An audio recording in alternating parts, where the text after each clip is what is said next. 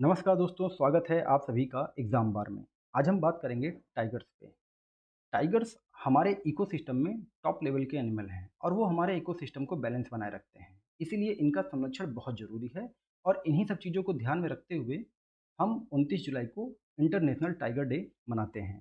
Tigers बिल्ली की सबसे बड़ी प्रजाति होती है और इसका वैज्ञानिक नाम पैंथेरा टाइग्रिस है। तो आज के इस वीडियो में हम देखेंगे कि इंटरनेशनल टाइगर डे की शुरुआत कब हुई और भारत में टाइगर्स की स्थिति क्या है। तो चलिए दोस्तों, मैं नरेंद्र द्विवेदी आज का ये वीडियो यहाँ पे शुरू करता हूँ। तो बाघ संरक्षण के प्रति जागरूकता फैलाने के लिए 29 जुलाई को विश्व बाघ दिवस मनाया जाता है और इसकी शुरुआत 29 जुलाई 2010 में रूस के सेंट पीटर्सबर्ग बाघ सम्मेलन से हुई। यह सम्मेलन बाघों की संख्या में गिरावट के बारे में जागरूकता बढ़ाने के उद्देश्य से किया गया था। बाघों की घटती आबादी के पीछे प्रमुख कारण उनका व्यापक अवैध शिकार और उनके आवासों का विनाश है। इस सम्मेलन के तहत 13 टाइगर रेंज कंट्रीज देशों ने वर्ष 2022 तक वैश्विक स्तर पर बाघों की संख्या दुगना करने का लक्ष्य रखा, जो कि इंडिया ने जो है 2018 में ही गेन कर लिया था। अगर हम टाइगर रेंज कंट्रीज के बारे में बात करें तो उनमें भारत, बांग्लादेश, भूटान, म्यांमार, नेपाल, रूस, कंबोडिया, चीन, इंडोनेशिया, मलेशिया, लाओस, थाईलैंड और वियतनाम सहित कुल 13 देश आते हैं। पीटी के पॉइंट ऑफ व्यू से ये इंपॉर्टेंट लाइन है। आईयूसीएन की रेड लिस्ट में बाघ को संकटग्रस्त सूची में रखा गया है। अब हम भारत के संदर्भ में बात करें तो विश्व में सर्वाधिक बाघ भारत में पाए जाते हैं और इनकी 5 प्रजातियां यहाँ पाई जाती हैं, जो कि Siberian, Bengal tiger, Indochinese, Malayan व सुमत्रन है। इनका वैज्ञानिक नाम पैंथेरा टाइग्रिस है। अब हम बात करते हैं प्रोजेक्ट टाइगर के बारे में। प्रोजेक्ट टाइगर की शुरुआत भारत सरकार के केंद्रीय पर्यावरण, वन और जलवायु परिवर्तन मंत्रालय द्वारा 1 अप्रैल 1973 को भारत में बाघों की लगातार घटती आबादी को बचाने के उद्देश्य से की गई थी और इसकी शुरुआत जिम कॉर्बेट नेशनल पार्क से की गई थी। अगर आप लोग को पता है कि जिम कॉर्बेट नेशनल पार्क का पुराना नाम क्या है तो वो कमेंट सेक्शन में ज़रूर बताएं।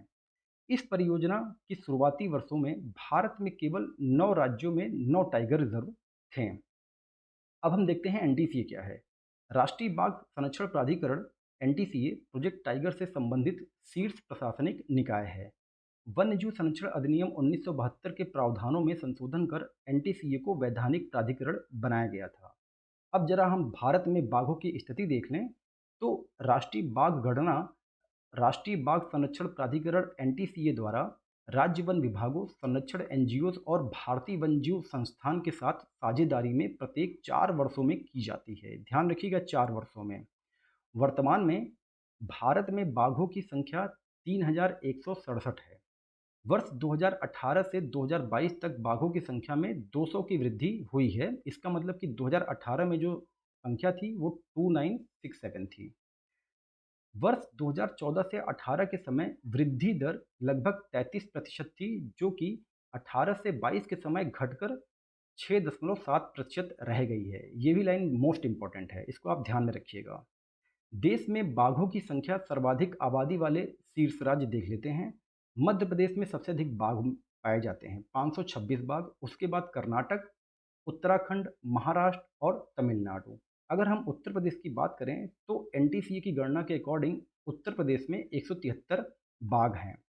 अब हम बात करते हैं कंजर्वेशन एश्योर्ड टाइगर स्टैंडर्ड की, सीएटीएस। ये चर्चा में क्यों था? तो हुआ क्या था कि इस साल 26 मार्च 2023 को उत्तर प्रदेश के पीलीभीत टाइगर रिजर्व को बाघों के संरक्षण, रख रखाव के साथ बेहतर ढंग से प्रबंधन के लिए पीटीआर को एनटीसीए की ओर से कंजर्वेशन एश्योर्ड टाइगर स्टैंडर्ड का दर्जा मिला। ये इंपॉर्टेंट है यूपी के पॉइंट ऑफ व्यू से और ये एग्जाम में आ सकता है। तो ये होता क्या है सीएटीएस? सीएटीएस को टाइगर रेंज देशों के वैश्विक गठबंधन द्वारा एक मान्यता प्राप्त उपकरण के रूप में स्वीकार किया गया है। इसे आधिकारिक तौर पर वर्ष 2013 में लॉन्च किया गया था। सीएटीएस विभिन्न मानदंडों का एक सेट है जो बाघ से जुड़े स्थलों को इस बात को जांचने का मौका देता है कि क्या उनके प्रबंधन से बाघों का सफल संरक्षण संभव होगा। अब हम बात करते हैं बिल्ली की प्रजातियों को लेकर भारत सरकार द्वारा जो अलायंस शुरू किया गया है वो है इंटरनेशनल बिग कैट अलायंस के बारे में। तो प्रोजेक्ट टाइगर के 50 वर्ष 1 अप्रैल 2023 को प्रोजेक्ट टाइगर का 50 वर्ष हो गया था। उसके पूरे होने के अवसर पर कर्नाटक के मैसूर में पृथ्वी पर रहने वाली 7 बिग कैट मतलब बाघ, शेर, तेंदुआ, हिम तेंदुआ, चीता, जगुआर और प्यूमा के संरक्षण के लिए प्रधानमंत्री मोदी द्वारा इंटरनेशनल बिग कैट अलायंस का शुभारंभ किया गया। इस अलायंस का उद्देश्य जो ये 7 बिग कैट हैं, उनके प्राकृतिक आवासों को कवर करने वाले 97 रेंज देशों तक पहुंचना है। अब हम कुछ इंपॉर्टेंट फैक्ट्स देख लेते हैं दोस्तों। भारत में कुल टाइगर रिजर्व की संख्या 53 है एनटीसीए के अनुसार। भारत में प्रोजेक्ट टाइगर कब शुरू किया गया था? 1 अप्रैल 1973 को। वर्ष 2022 में देश में बाघों की संख्या कितनी थी? 3167। भारत का सबसे बड़ा टाइगर रिजर्व क्या है? कौन सा है? Nagarjuna free cell. भारत का सबसे छोटा टाइगर रिजर्व बोर वन्यजीव अभ्यारण्य। अधिक आबादी वाला tiger reserve Corbett tiger reserve. अब हम बात करें, चर्चा में रहा था एम स्ट्रिप्स। कभी कभी एग्जाम में आ जाता है कि एम स्ट्रिप्स क्या है। तो एनटीसीए ने बाघों की गहन सुरक्षा एवं पारिस्थितिकी स्थिति की निगरानी प्रणाली शुरू करके देश के बाघ अभ्यारण्यों में बाघों के लिए निगरानी तंत्र को उन्नत किया है, जिसे एम स्ट्रिप कहते हैं। अब हम बात करते हैं उत्तर प्रदेश में बाघ अभ्यारण्य के बारे में। उत्तर प्रदेश में 4 बाघ अभ्यारण्य हैं: दुधवा, पीलीभीत, अमनगढ़ और रानीपुर वन्यजीव अभ्यारण्य। तो इसी के साथ दोस्तों अंतर्राष्ट्रीय बाघ दिवस पर ये आज का वीडियो यहीं पे समाप्त होता है। हम आपको अपने आने वाले प्रोग्राम के बारे में बताते हैं। इस चैनल के माध्यम से आपको आर ओ का प्रैक्टिस सेट करवाया जाएगा। डेली इंपॉर्टेंट टॉपिक पे एक वीडियो आएगा। करंट अफेयर्स आपको डेली मिलेगा।